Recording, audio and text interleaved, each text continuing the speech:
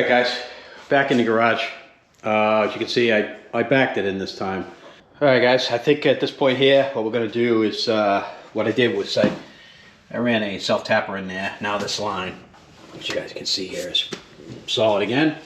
And I was going to pressure wash all this, but it's too cold out. There's a lot more that has to get done to this. So I think what we're going to do right now is we are going to throw the floor back in this.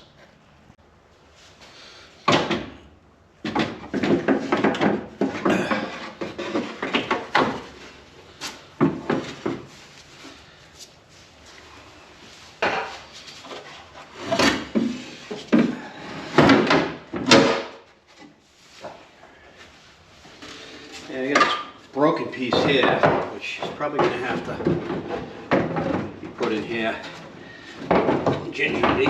I wouldn't need that to fit. Alright guys, the floor is in. Good shape.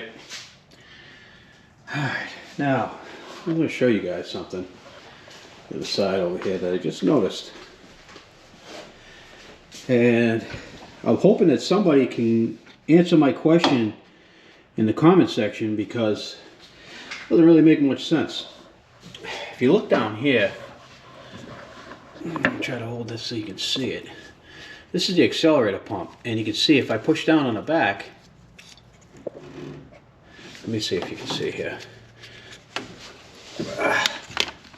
Give you a bit of the light down in there.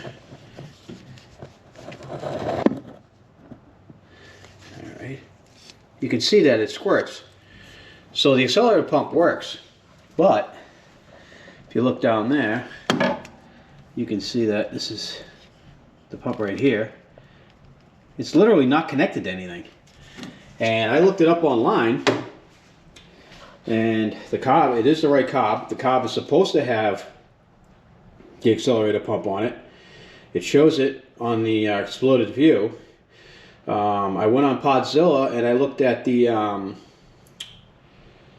throttle cable to see if maybe this has the wrong throttle cable on it, and it does not have the wrong throttle cable. I thought maybe it was a two-piece cable. It's not. So how is the accelerator pump supposed to work if it's not connected to anything? And I noticed that when this is cold, it's hard to start because it needs a shot of fuel in order for it to start. And you can't give it a shot of fuel because the accelerator pump isn't connected. So I don't know. If any of you guys know anything about these carburetors and these side-by-sides, let me know in the comment section. It'd be a great help. And maybe I'll have to rig something up for the accelerator pump. I don't know. Let me know in the comments. Thanks. Alright guys, you remember from some videos from a long time back, this copper line right here was installed by somebody, previous owner, or whatever, because the motor had such bad blow-by that this tube was blowing smoke right out the back. And this comes from the crankcase vent, and obviously we fixed that issue. So we need to get this line off of here because we don't need it.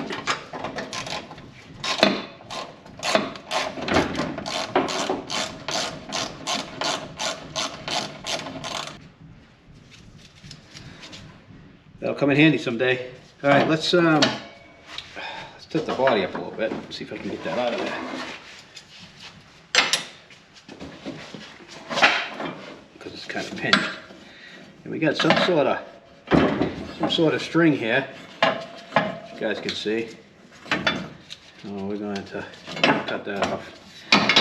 And I don't know what the purpose of the string was for, but anyway, there's that. Alright, so there is our copper line.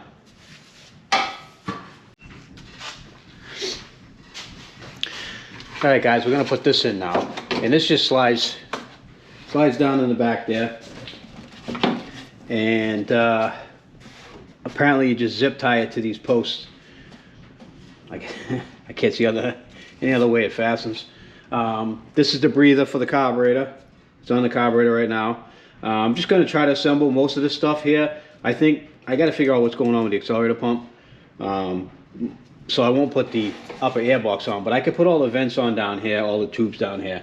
So let's start installing all that stuff. We're gonna want to try to get the screw into this thing without losing it.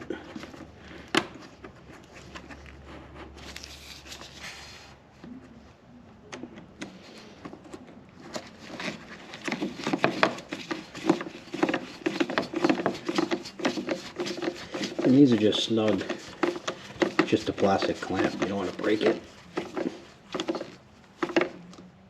That should do. Okay, so now I'm just going to zip tie these on so they don't rattle around. Pretty sure that's how they were from the factory. To that side.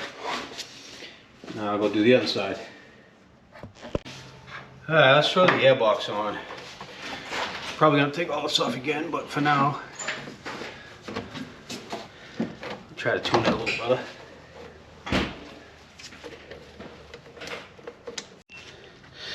Alright guys, here's the filter that was in it, and you can see right there, that is mice damage. So they were chewing on this thing a little bit. And I did buy a brand new one, right here.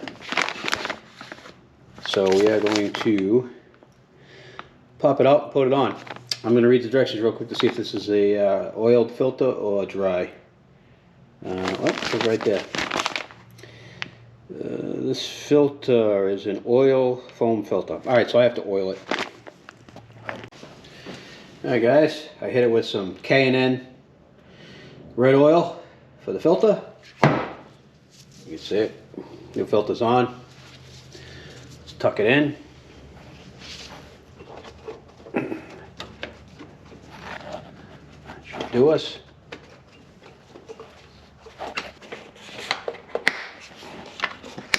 I'm missing one clip here, but it'll be fine. Alright, all that's done. Alright guys, I got the battery in and I put all the metal components back, and you can see here that the way to get into the battery compartment is to put this fender well down. I did notice that our wires are chafed here going up to the tail light, which we'll have to fix, but for now that's in there. I need to stick some foam or some wood in there to keep that from moving around. There is a door that goes on here, and one of my subscribers told me I'm missing the door and I had no idea. Gets the thumb screws on right there and it holds the battery in. I'll probably make something to go there. I'm gonna get some time, but that's all buttoned up. All right, I think next what I want to do now is I want to put the trays back on top of the seating area, both sides, and then I think I want to put the center console in, and then I'm pretty much wrapped up here with the engine, and then we could start working on other stuff. Alright, I got the seat pans in, and you guys can see there. I didn't get any hardware with these. They were just in there loose when I got the machine. And I had a bag of button heads. If you guys can see over here. I had a bag of button heads, and they're metric, so I just used them all the way around there. And they're stainless steel, so they're never going to rust. Alright, let's put the... I don't know what that plug's for. It doesn't plug into anything. Let's put the engine cover back on. Looks like the engine cover just drops on there. Doesn't really fasten, connect anyway. I guess the seat's what holds it on. So let's throw the seats in. All right, seats are in it. Well, that don't look too bad. Once we clean it all up, it's going to look pretty nice. We got a lot of other stuff wrong here. I noticed that the dashboard broke away right here, so I need to fasten that. The screw's missing on the bottom of this, so we'll fix that. There's a lot of other stuff that needs fixing on this. This is by far nowhere near a mint condition UTV. This thing has seen its share of work and its share of fun, and obviously it reflects that. Like, you get angle iron holding fenders on and stuff, but most of this stuff is still here and it still latches. So, I mean, the body lines aren't perfect, but whatever. I think it took a pretty big hit on the front here, and it snapped off the upper mount for the A-arm, and it pushed the wheel back, or a stump came back, and it looks like it bent this inner frame here a little bit and cracked the floor. But for what it is, it's perfectly fine. What do you say we fire this thing up? Let's see what it does.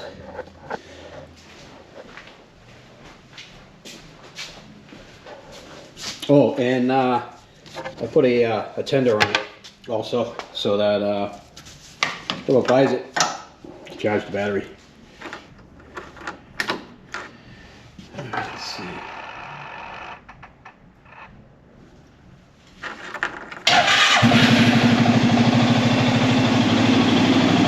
Running good. No doubt about that.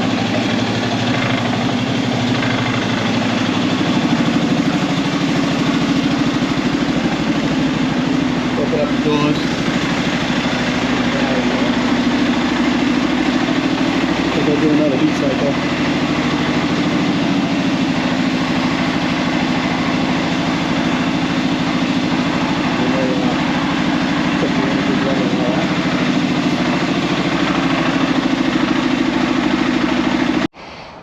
Oh yeah, guys, I forgot to put this on, and anyone who's interested, this is the vent tube for the crankcase that goes up into the airbox. Bought a brand new one because the other one was all dry rotted and checked. I forgot to put that on. I'm gonna go throw that on now. These armrests are pretty spent. They look terrible. I tried to see if I could buy the replacements. They're a discontinued item. You can't buy these anymore. So I'm just gonna take them off, because they look terrible, and I'm sure it'll look better without them. It definitely looks better. I mean, might not be so good for your elbow. You hit a bump, but at least it looks better.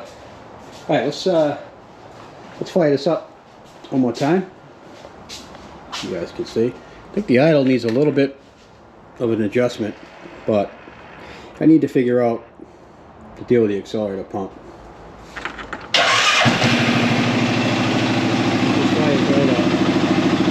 Incredibly well. I let it idle, recycle it a bunch of times, and